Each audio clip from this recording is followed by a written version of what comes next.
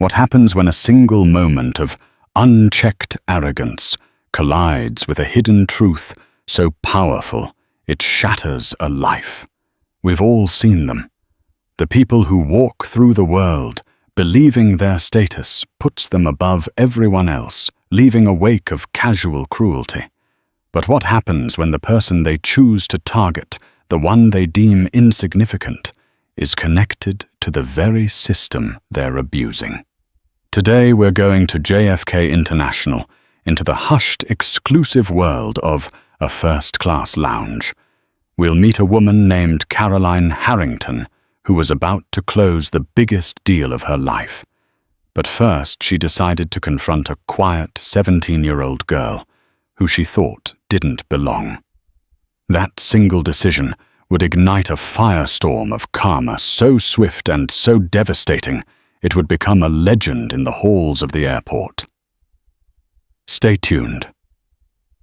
The Astra Premier Lounge in JFK's Terminal 4 was a world unto itself.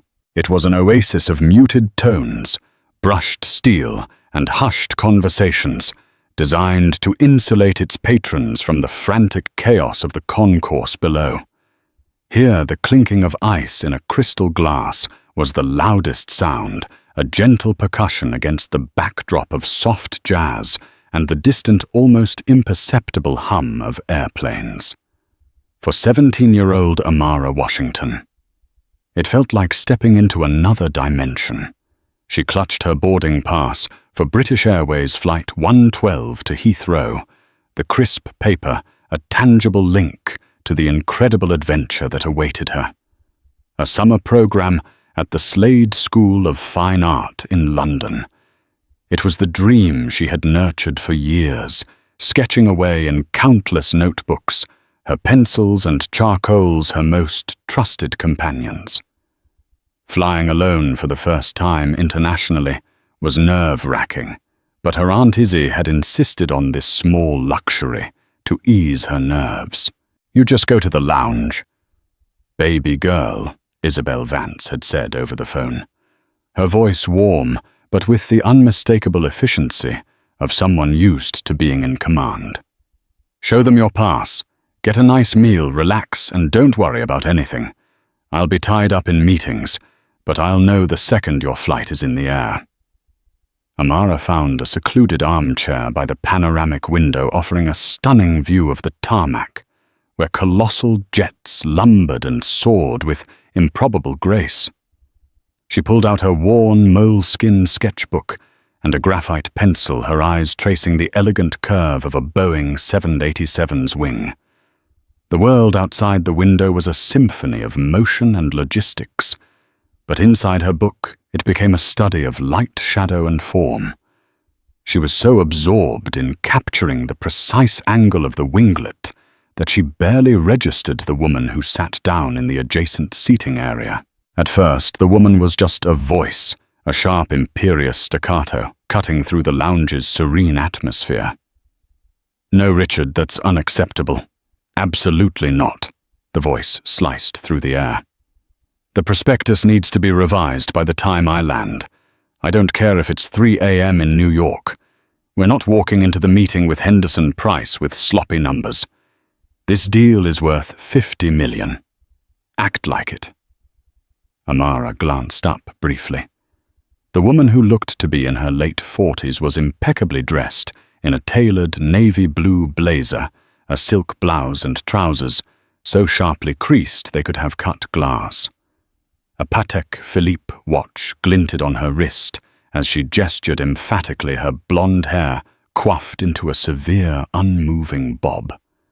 Everything about her screamed money power and an utter lack of patience.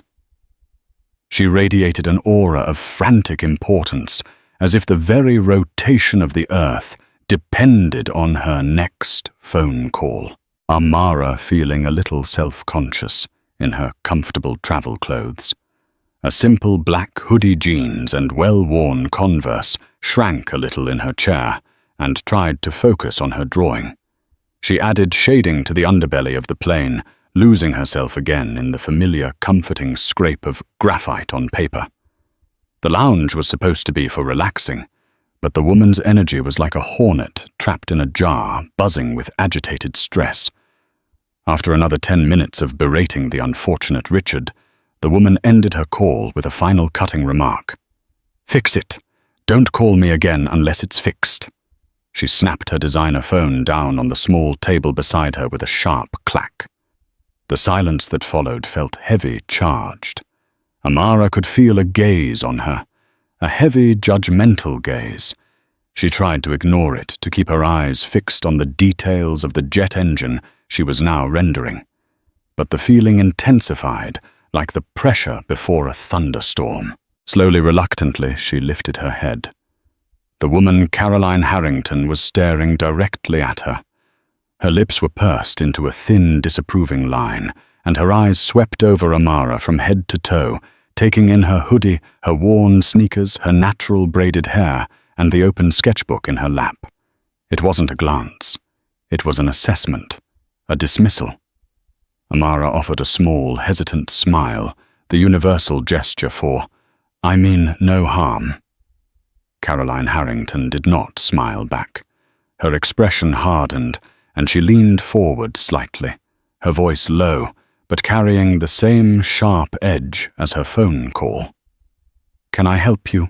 she asked. The question sounded less like an offer and more like a challenge. The question hung in the air, thick and unwelcome. "Can I help you?" Amara blinked, momentarily confused. "Oh, no thank you.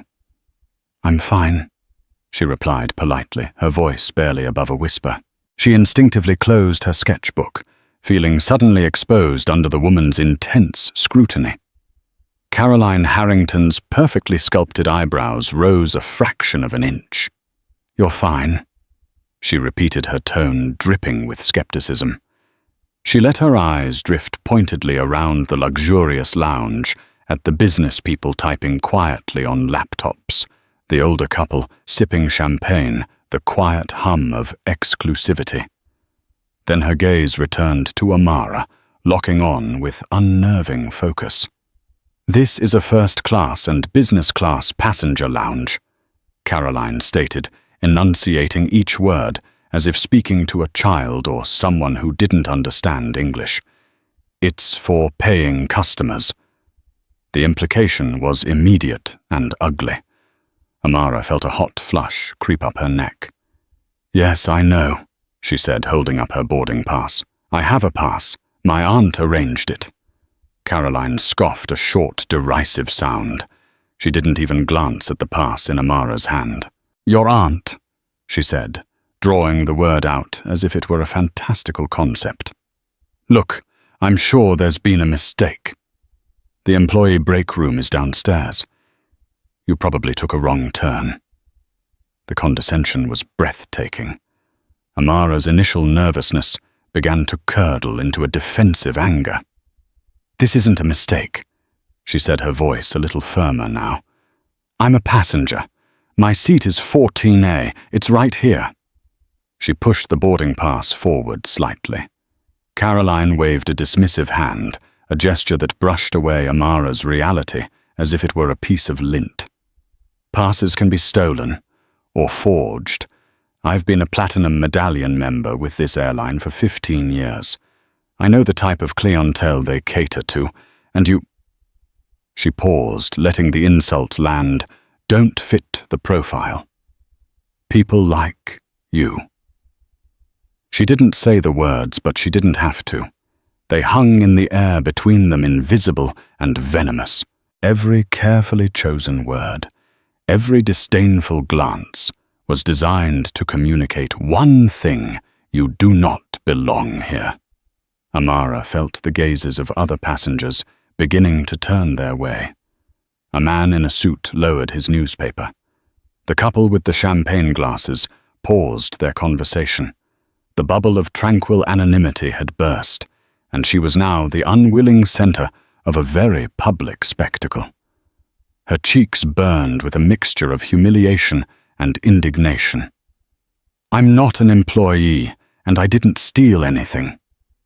Amara insisted, her voice trembling slightly despite her efforts to keep it steady. I'm just waiting for my flight to London. London? Caroline chuckled, a mirthless, grating sound. A school trip, is it? Did the whole group of you decide to try and sneak in here? Where are the others? There are no others, Amara said through gritted teeth. I'm traveling alone. This information seemed to delight Caroline, confirming some twisted narrative in her head. Oh, I see. Alone. Even better.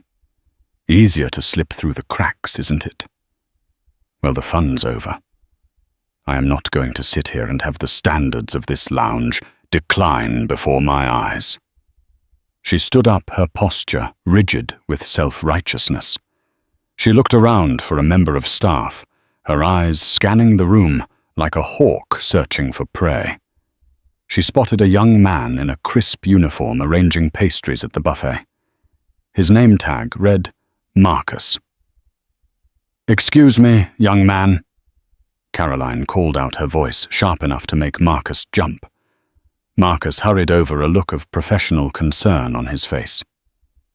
Yes, ma'am. How can I help you?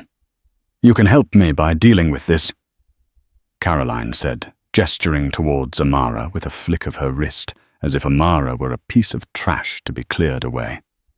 This girl has somehow managed to get in here.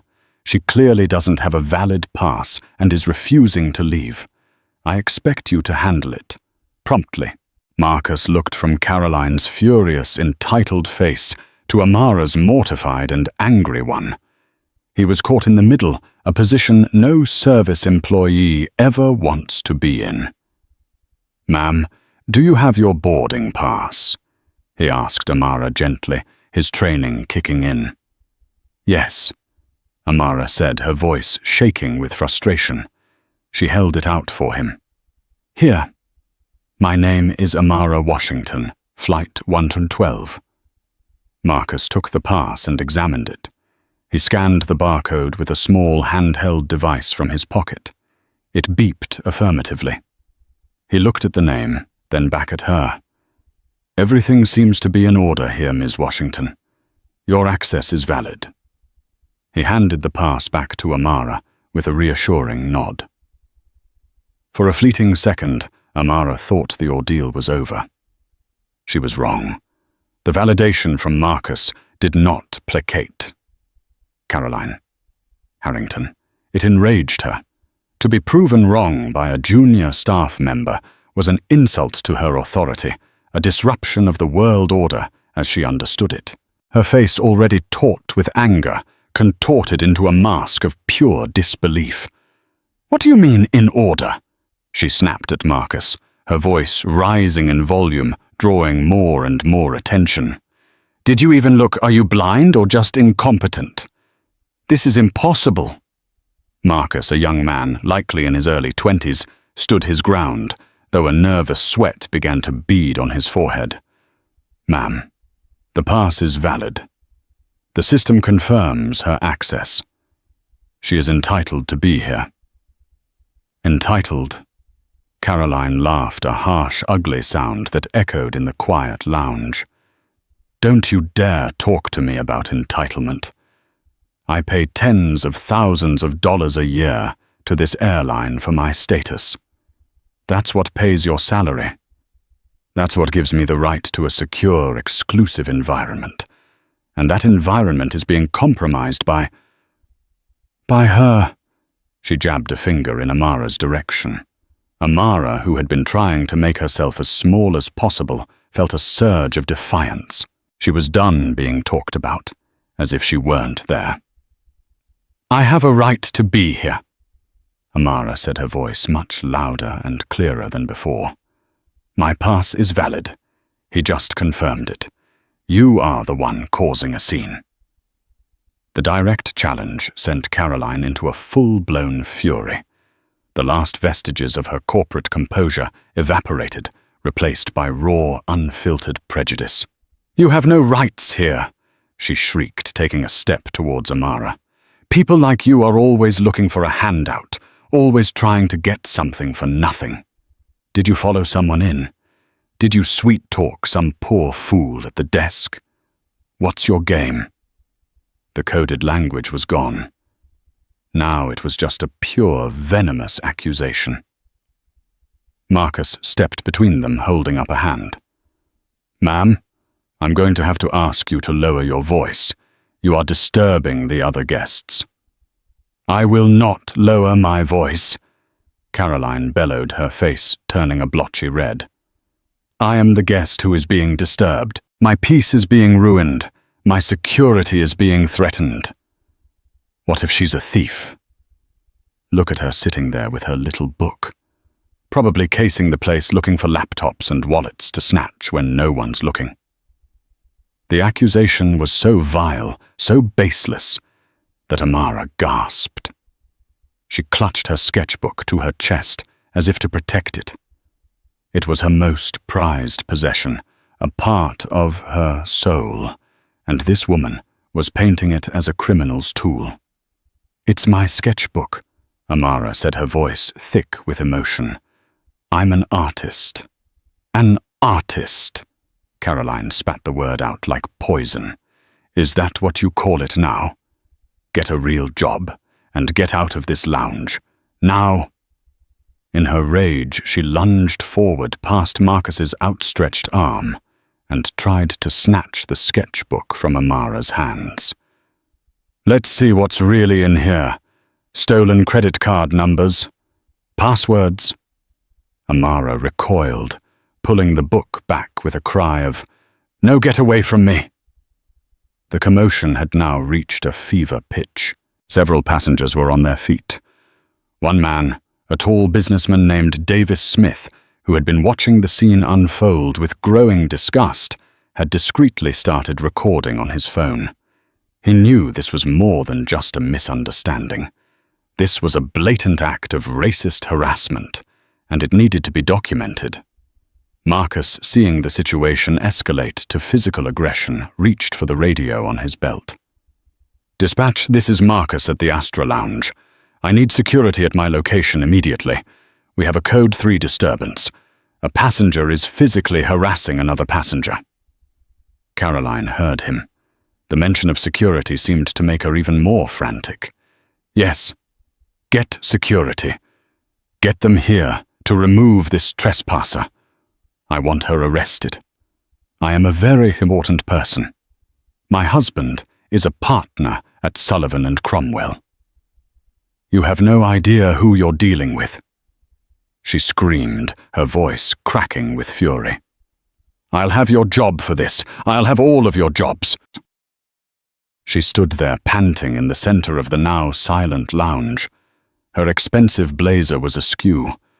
Her face was flushed and her eyes were bulled. She looked around, expecting validation, expecting the other lounge members of her class to nod in agreement. Instead, she was met with a sea of shocked, appalled, and disgusted faces. In that moment, Caroline Harrington was no longer a powerful executive. She was just a screaming, hateful woman who had completely and utterly unraveled. She had torn down the carefully constructed facade of civility in the lounge, replacing it with the raw ugliness of her prejudice. And through a set of glass doors at the far end of the lounge, two uniformed airport police officers and a woman in a sharp, dark grey suit were walking briskly towards the chaos. The arrival of authority figures had an immediate, albeit brief, calming effect on the scene. Caroline Harrington, seeing the uniforms and the impeccably dressed woman with them visibly preened, she smoothed down her blazer, took a deep breath, and rearranged her features into a mask of a wronged yet reasonable victim. This was familiar territory for her. She was used to people in uniforms responding to her commands. "Thank goodness you're here," she said, addressing the woman in the suit, directly recognizing her instantly as someone with managerial power. "This has been an absolutely disgraceful failure of security. I have been harassed, and my safety has been compromised." The woman in the suit was Isabel Vance. She was in her early 50s, with her hair pulled back in a sleek professional chignon and an expression of calm, unassailable authority. Her eyes, however, were not calm. They were like chips of obsidian scanning the scene with a cold, analytical intensity that missed nothing. Not the trembling posture of the young lounge attendant Marcus, not the shocked faces of the other passengers, not the wild, self-righteous look in Caroline Harrington's eyes, and most certainly not the sight of her own niece, Amara, huddled in a chair, clutching her sketchbook to her chest, her face pale and stained with tears. Isabel's heart clenched in a knot of cold fury. She had managed this airport for 7 years. She had dealt with bomb threats, emergency landings, and diplomatic incidents, but nothing had prepared her for the sight of her beloved sister's child being publicly humiliated in a space that was supposed to be a sanctuary under her own command. She maintained her professional composure, a skill honed over decades of crisis management. "Ma'am, I'm Isabel Vance, the Director of Airport Operations. Please tell me what happened," she said, her voice even and dangerously quiet. Caroline, puffed up with self-importance, launched into her narrative. "I'll tell you what happened. This person," she gestured disdainfully at Amara, "infiltrated your lounge. She has no pass, no right to be here." When I pointed this out, she became belligerent. "Your staff member here," she glared at Marcus, "was completely useless. He refused to remove her, even after she admitted she was here alone, likely to steal from paying customers. I was forced to intervene to protect myself and the other guests. She needs to be removed and charged, and I will be filing a formal complaint about your staff's incompetence."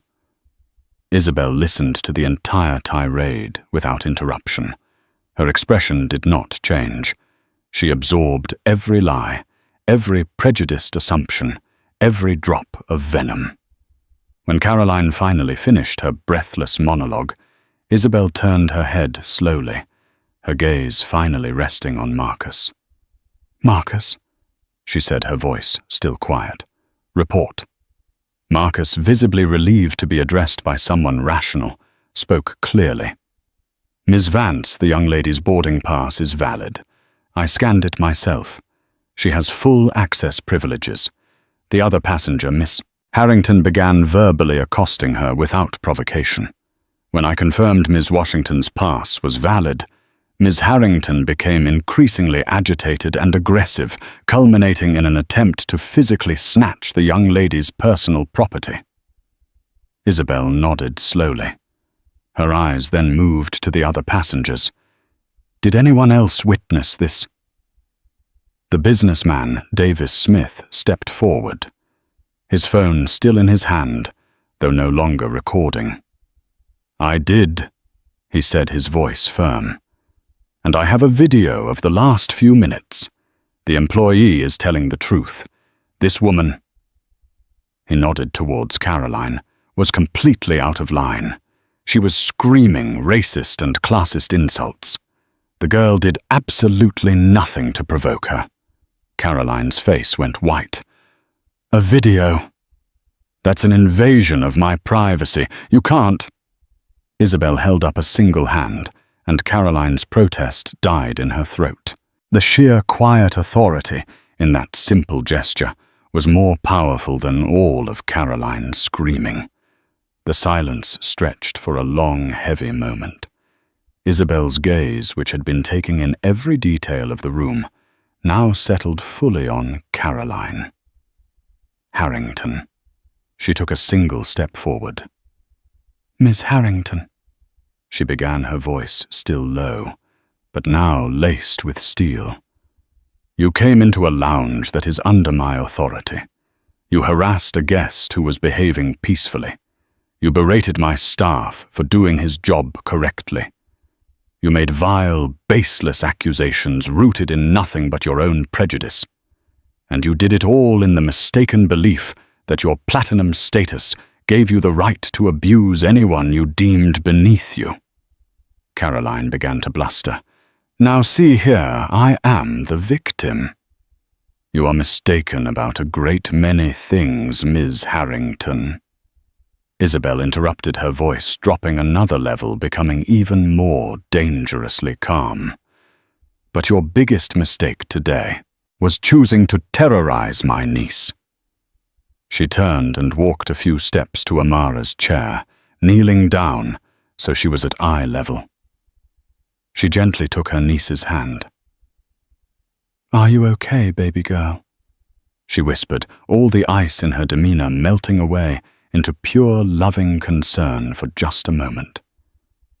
Amara, her eyes wide with a mixture of shock and overwhelming relief, just nodded, unable to speak.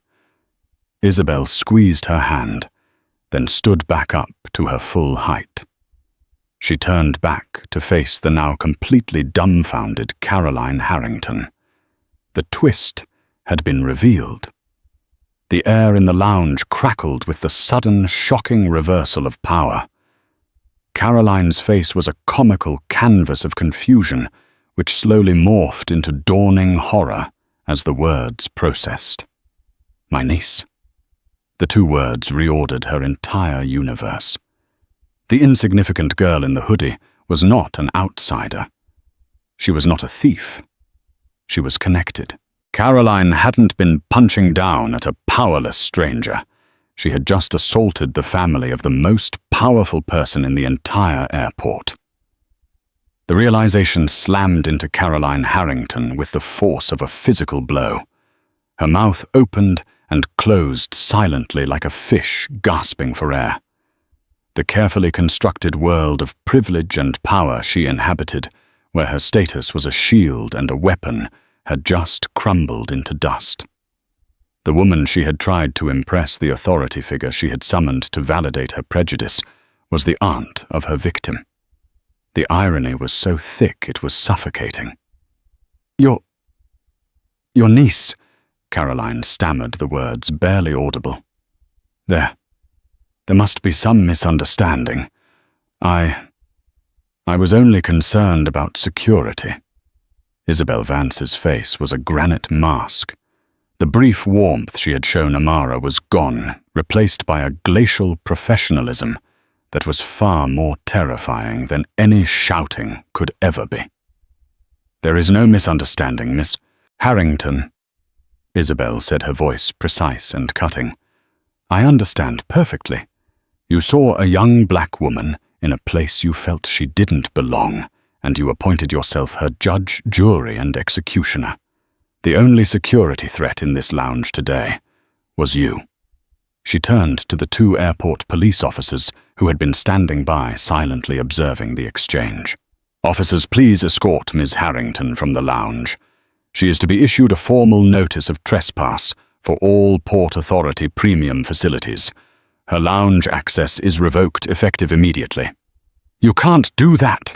Caroline shrieked, her voice regaining its shrillness as panic set in. "I have a flight to catch. My career depends on it. This is a $50 million deal in London." "Your travel plans are no longer my concern," Isabel replied coldly. "You can make your way to the general boarding area like everyone else.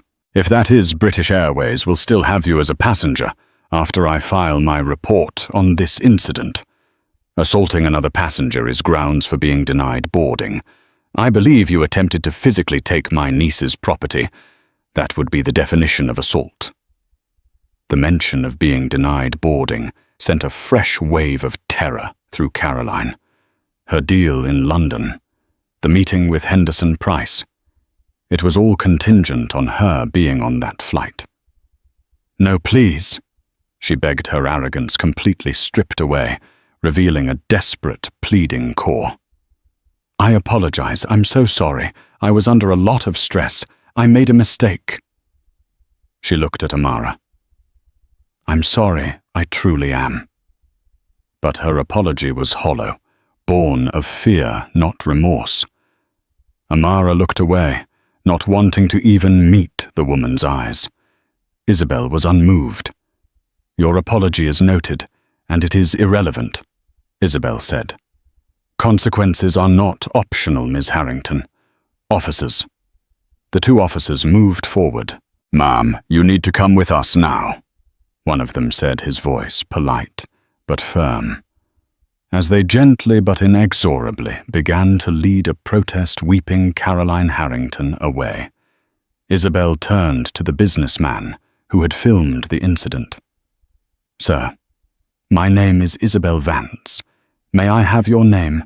"Davis Smith," he replied. "And Ms. Vance, I'd be happy to provide you with the video file as evidence for your report. What she did was inexcusable." "Thank you, Mr. Smith. My assistant will be in touch to get a copy. We appreciate your willingness to be a witness." Isabel's eyes flickered to the phone in his hand. She knew the power of such a video. At that moment, she made a decision. While her official report would handle the internal consequences, public accountability was another matter entirely. She gave him a small, almost imperceptible nod. It was a gesture of acknowledgement, and perhaps of permission. With Caroline gone, the tension in the lounge finally broke. A few passengers started to clap softly. Marcus, the lounge attendant, looked at Isabel with profound gratitude. "Thank you, Ms. Vance," he said, his voice shaking. I tried to de-escalate." "You did your job perfectly, Marcus," Isabel reassured him, placing a hand on his shoulder. "You followed protocol, you were respectful, and you called for backup when you needed it. I'll make sure a commendation is placed in your file." Finally, with the immediate crisis handled, she returned to Amara. She led her niece away from the central seating area to a private, secluded alcove reserved for VIPs. She ordered them both a cup of chamomile tea. "I am so sorry, baby girl," Isabel said, her voice thick with emotion now that they were alone. "I am so sorry that you had to go through that. This was supposed to be a treat, a safe place for you to relax." Amara finally let her own tears fall freely. "I was so scared, Aunt Izzy. The way she looked at me. The things she said. It was like she didn't even see me as a person." Isabel pulled her into a fierce hug. "I know. And that is on her, not on you. Her ugliness is not a reflection of your worth. Do you hear me? Never." They sat together for a while, the steam from the teacups rising between them. Isabel's phone buzzed with an update from airport security. "Well," Isabel said with a sigh, looking at her screen, "it seems Ms. Harrington made such a scene with the police at the gate that the British Airways captain refused to allow her to board. She missed her flight. A small, bitter piece of justice." Amara said nothing, simply staring out the window at the plane that was meant to have carried her tormentor. The immediate aftermath was over. But the true consequences, the ones that would ripple out far beyond the walls of JFK, had only just begun. Davis Smith sat at his gate, waiting for his own flight to Frankfurt. The video file on his phone felt like it weighed 1,000 pounds. He was a quiet man by nature, a senior analyst for a tech firm who preferred data to drama. But what he had witnessed in the Astra Lounge had stirred something deep within him. It was the casual, confident cruelty of Caroline Harrington's actions, her absolute certainty that she could humiliate a young girl with impunity. Isabel Vance's nod had been all the permission he needed. She would handle the official side. He would handle the public one. He wasn't a viral video creator, but he had a Twitter account with a few hundred followers. He uploaded the 2-minute clip, the most damning part of Caroline's tirade, her physical lunge for the sketchbook and her shrieking about her status. He didn't add much commentary, just a simple factual caption. Happening now at JFK's Astra Lounge. This woman, Caroline Harrington, she said her name is harassing a young black artist for simply existing. Staff confirmed the girl's pass was valid. This behavior is unacceptable. JFK Airport. Karen. He hesitated for a moment before hitting tweet, then thought of Amara's face and pressed the button. He put his phone in his pocket and boarded his flight. By the time his plane landed in Frankfurt 8 hours later, his phone was a smoldering wreck of notifications. His tweet had exploded. It had been retweeted thousands of times, then tens of thousands. Major news outlets, social media influencers, and activist groups had picked it up. The hashtag #AirportCaroline was trending #1 in the United States. The digital world worked with terrifying speed. Online sleuths, armed with the name Caroline Harrington and her mention of a $50 million deal in London, quickly identified her. She was a senior vice president at a high-profile management consulting firm in New York, Sterling Thorne Advisory. The firm's social media pages were instantly flooded. Their LinkedIn, their Twitter, their Instagram. Every post was deluged with comments demanding Caroline Harrington be fired. News articles began appearing online. Video high-powered executives' racist tirade at JFK goes viral. Who is at airport Caroline Sterling Thorne, SVP, identified in shocking video. Back in New York, the partners at Sterling Thorne woke up to a 5-alarm corporate fire. Their firm, which prided itself on its image of pristine professionalism and integrity, was now the face of public bigotry. Their phones rang off the hook with calls from journalists. More importantly, they received a call from Henderson Price in London, the other party in the $50 million deal. The call was brief. In light of Ms. Harrington's appalling and unprofessional conduct, they were terminating all negotiations effective immediately. The karma cascade was in full effect. By 10:30 a.m. Eastern Time, Sterling Thorne had issued a public statement. Sterling Thorne Advisory is committed to diversity, inclusion, and respect. The behavior displayed by Caroline Harrington in the video circulating online is abhorrent and antithetical to our values. We have terminated our employment of Ms. Harrington effective immediately. We offer our sincerest apologies to the young woman who was subjected to this verbal assault. Caroline Harrington, stranded at a hotel near JFK after being denied boarding, learned she had lost her job, not from a call, but from seeing the statement on a news website. In the space of less than 24 hours, she had lost her deal, her flight, her job of 15 years, and her reputation. Her name was now globally synonymous with racism and entitlement. Her husband, the partner at Sullivan & Cromwell she had so proudly name-dropped, was mortified. The law firm's own PR department went into overdrive to distance themselves from her actions. Her personal life began to unravel as quickly as her professional one. Friends stopped answering her calls. The social circles she had worked so hard to cultivate turned their backs on her. She had become toxic, a pariah. The digital guillotine had fallen swift and merciless. It wasn't just about a missed flight anymore.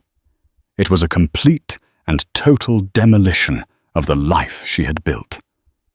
A life founded on a pedestal of arrogance that had proven to be made of sand. 2 weeks later, the London air was cool and crisp, a welcome change from the New York summer humidity. Amara stood in a bright, airy studio at the Slade School of Fine Art, a charcoal stick in her hand, a large canvas in front of her. The furor over the video had been a distant storm. Her Aunt Izzy had shielded her from the worst of it, ensuring her name and face were kept out of the news reports, allowing her to leave for London and immerse herself in her art as planned. She had spoken to her aunt on the phone almost every day. Isabel had kept her updated, not to gloat, but to ensure Amara understood that what had happened was being taken seriously. She explained that Caroline Harrington had lost her job and the deal she was so obsessed with. She explained that the airline had issued Caroline a lifetime ban. "It's not about revenge, Amara," Isabel had told her. "It's about accountability. People like her operate in a bubble. They don't face consequences, so their behavior never changes. That bubble needed to be popped, not just for you, but for the next person she might have targeted." Amara understood. But for her, the most important thing wasn't Caroline's downfall. It was her own healing. And that was happening here in the studio, with the smell of turpentine and oil paints in the air. For days, she had been unable to draw the planes she loved so much. The image was tainted by the memory of the lounge. So instead, she had turned inward. The canvas in front of her was her final project for the first module. It was a self-portrait, but not a conventional one. It depicted a young woman, recognizably her, sitting in an airport lounge chair. But the figure was divided. One half was rendered in soft, detailed graphite, showing her absorbed in her sketchbook, a world of creativity and hope in her eyes. The other half was done in aggressive, jagged charcoal strokes, the lines sharp and chaotic. In that half, her face was turned towards a formless, shadowy figure just outside the frame. Her expression a complex mixture of fear, defiance, and hurt. The background behind her was filled with the hateful words Caroline had hurled at her, faint and almost illegible, like a cloud of poison gas. Her instructor, a renowned portrait artist named Professor Albright, stood behind her, studying the piece in silence for a long time. "There's a great deal of pain in this piece, Ms. Washington," he said, finally, his voice gentle. "But there's no weakness. The figure on the left, the artist is looking at her work. The figure on the right is confronting the shadow. But neither is broken. This is a portrait of resilience." Amara felt a wave of emotion wash over her. He saw it. He understood. She hadn't created a monument to her victimhood. She had created a testament to her survival.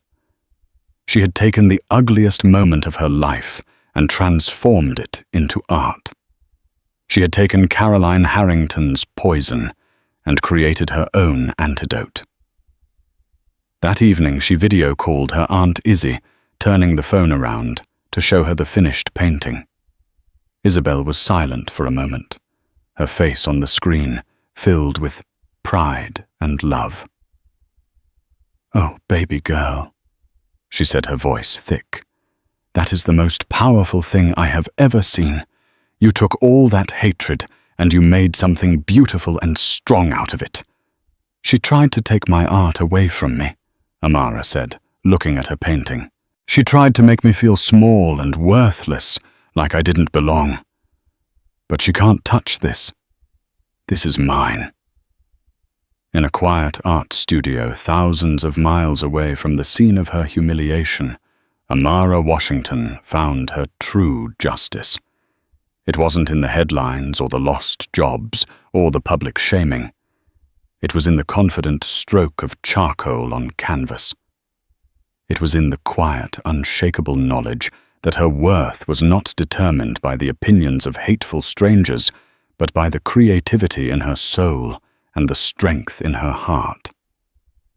She belonged, and she was just getting started. 6 months after her life had been publicly dismantled, Caroline Harrington learned that true silence was not the absence of sound, but the absence of calls. The incessant pinging of her phone, once the soundtrack to her importance had ceased. The invitations, the urgent emails, the texts from friends, all had vanished, leaving a void that was louder than any noise. Her sprawling Upper East Side apartment had been sold to cover legal fees and the cost of a contentious divorce. Her husband, Jonathan, whose prestigious law firm she had used as a threat, had cut ties with surgical precision. His settlement a clear message. You are a liability I can no longer afford. She now lived in a small, characterless, one-bedroom rental in Murray Hill, a neighborhood she once would have flown over without a second thought. The world had moved on. Airport. Caroline was a fossil of a news cycle from months ago, replaced by countless other viral moments of public shame. But for Caroline, the fallout was her daily reality. Job interviews were a farce. The moment a hiring manager's eyes flickered with recognition, she knew it was over.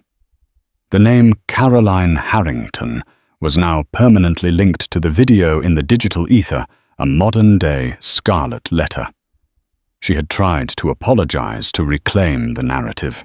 She'd hired a PR consultant who advised a carefully worded public statement and a softball interview on a morning show. She spoke of stress of making a terrible mistake of not being a racist person. But the public saw it for what it was, a desperate act of brand management. The apology felt as hollow as her new apartment. One crisp December afternoon, she sat in a sterile coffee shop, waiting for a woman named Patricia, someone she had once considered a close friend. It was a test, an attempt to see if any bridge from her old life remained. Patricia arrived 10 minutes late, wrapped in a Burberry scarf, her eyes darting around nervously, as if she were meeting an informant. "Caroline," she said, her tone brittle. "You look... well." It was a lie. Caroline looked tired, the sharp edges of her power replaced by the dull ache of defeat. The small talk was excruciatingly painful. Patricia spoke of charity galas, winter trips to St. Bart's, and promotions within their shared social circle, a world Caroline was no longer a part of. Finally, Caroline couldn't take it anymore. "I know things have been difficult, Trish," she began, her voice low. "But the woman in that video, that's not me. Not the real me. I was having the worst day of my life." Patricia took a slow sip of her latte, her gaze avoiding Caroline's. "We all have bad days, Caroline. We don't all do that." She finally met her eyes, and there was no sympathy there, only a cold finality. "Jonathan is my husband's biggest client. My daughter's school sent out a newsletter about digital citizenship and used a screenshot of your face as an example of what not to do. My daughter saw it. Do you understand? Your bad day has become a part of my life. I can't be associated with that." The message was clear. The door was closed. The friendship was over. Later that night, back in the suffocating silence of her apartment, Caroline engaged in the self-destructive ritual of searching her own name online. It was a form of masochism, scrolling through the endless articles and comments that defined her ruin. But tonight, a different link caught her eye. It was from a popular online art journal titled "The Power of Portraiture: How Young Artist Amara Washington Turns Trauma into Triumph." Her breath hitched. Her fingers trembled as she clicked the link. The article was a feature on the end-of-term exhibition at the Slade School of Fine Art. It praised a powerful new voice in the art world. And there it was, a high-resolution photograph of the painting, uninvited. Caroline stared at the image on her screen, her world shrinking to the pixels in front of her. She saw the girl, her face split between quiet creativity and defiant fear. But it was the background that made her stomach clench. Barely visible yet undeniably present were her own words woven into the chaotic charcoal strokes. "People like you. Trespasser. Get a real job. No rights here. They were her words, her poison now captured and displayed as part of something lauded as beautiful and profound. The girl hadn't just survived her attack. She had transformed it into a source of strength, into a piece of celebrated art. She had taken Caroline's ugliest moment and made it her masterpiece. For the first time, Caroline saw the events of that day, not through the lens of her own victimization, her lost job, her ruined reputation, but through the eyes of the person she had targeted. She saw the quiet girl sketching a plane, and the terror that must have flooded her when a strange, angry woman decided to destroy her peace. She saw the humanity she had so vehemently denied. Tears welled in her eyes, but they were not tears of self-pity. They were the hot, sharp tears of a shame so profound it felt like a physical illness. The video had destroyed her life, but the painting in its silent, eloquent power had destroyed her delusions. She was not the victim. She was the shadow in the portrait. While Caroline Harrington was confronting her reflection in Amara's art, Amara herself was navigating the strange, unexpected currents of her newfound platform. Her painting, uninvited, had become a minor phenomenon. The art journal feature led to interviews, gallery offers, and a flood of messages from people around the world who saw their own experiences of prejudice reflected in her work.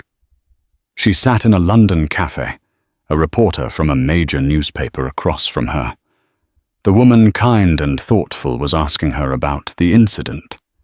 "Many people see you as a symbol of grace under pressure," the reporter said, "and they see what happened to the other woman as a clear case of justice.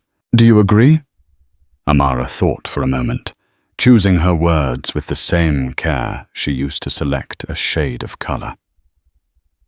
"I don't think much about justice in terms of punishment," she said slowly. What happened to her was a consequence of her own actions, amplified by technology. For me, the real justice isn't about one person's life being ruined. It's about trying to make sure that kind of confrontation happens less. It's about changing the environment that allows that kind of prejudice to feel so confident and loud. She spoke not of Caroline, but of the broader issues. She spoke of art as a tool for empathy, a way to make people feel the experiences of others. She was composed, articulate, and wise beyond her 18 years. She was no longer just the girl from the video. She was an artist with a voice. Back at JFK, that very idea was being put into practice. The incident had sent shockwaves through the Port Authority's executive levels. Isabel Vance had used the crisis not just to discipline one person, but to catalyze systemic change. She had spearheaded the creation of a new mandatory training program for all 5,000-plus customer-facing employees at the airport. It was called the AW Initiative, the Amara Washington Initiative. The program was a comprehensive course in de-escalation conflict resolution, and most importantly, identifying and mitigating implicit bias. Its lead trainer was a newly promoted young man named Marcus. He now stood before a room of new airline and airport employees, his voice confident. "Your job is to serve everyone with equal respect," he told the trainees. "But sometimes you'll witness a passenger treating another passenger without that respect. Our old policy was simply to not get involved unless there was a direct threat. Our new policy, the AW Initiative, empowers you to do more. It teaches you how to intervene, how to support the person being targeted, and how to de-escalate the aggressor without putting yourself at risk. It's about making this a safe space for everyone." The initiative was a massive success lauded within the aviation industry as a new gold standard for customer service and employee empowerment. Isabel had taken the ugliest moment of her career and, like her niece, had transformed it into something positive and lasting. On a rainy Sunday, Amara and Isabel were on their weekly video call. Amara had just accepted a scholarship to continue her studies at Slade, and a prestigious London gallery had offered to feature uninvited in an upcoming exhibition on new artists. "I saw the article about the AW initiative, Aunt Izzy," Amara said, a proud smile on her face. "Marcus is the lead trainer." "That's amazing." "He's a natural leader," Isabel replied, her own pride evident. "He deserved it, and it's making a real difference. We've already seen a measurable drop in customer complaints related to discrimination. What happened to you was awful, but it's led to a framework that will protect thousands of other people. Your name is part of that." Amara looked around her small London studio, at the canvases leaning against the wall, at the jars full of brushes, at the new self-portrait she was beginning to sketch. This one was different. There were no shadows, no hateful words.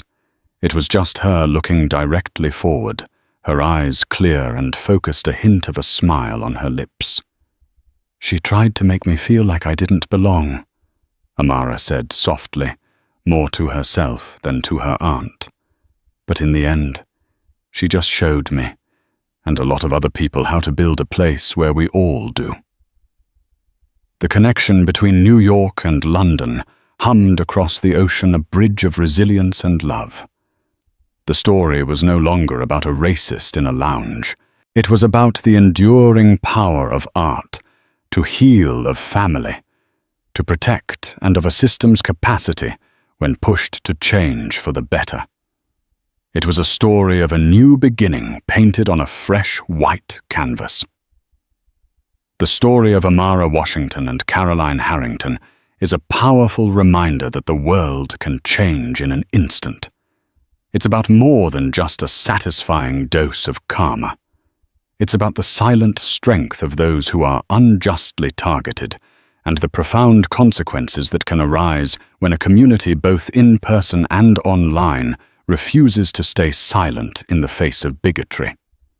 Amara's aunt, Isabel Vance, held the institutional power, but the true justice was delivered by ordinary people, a bystander with a camera, a staff member who followed his conscience, and a world that collectively decided to hold someone accountable. Most importantly, it's a story of how to reclaim your own narrative. Amara turned her trauma into a powerful piece of art, refusing to let hatred have the final word. We all have a role to play in standing up against injustice, big or small. If this story resonated with you, and if you believe in the power of accountability and the resilience of the human spirit, please take a moment to hit that like button. Share this video with someone who needs to hear it, and subscribe to the channel for more true stories of justice and empowerment. What are your thoughts on this? Let us know in the comments below. Thank you for listening.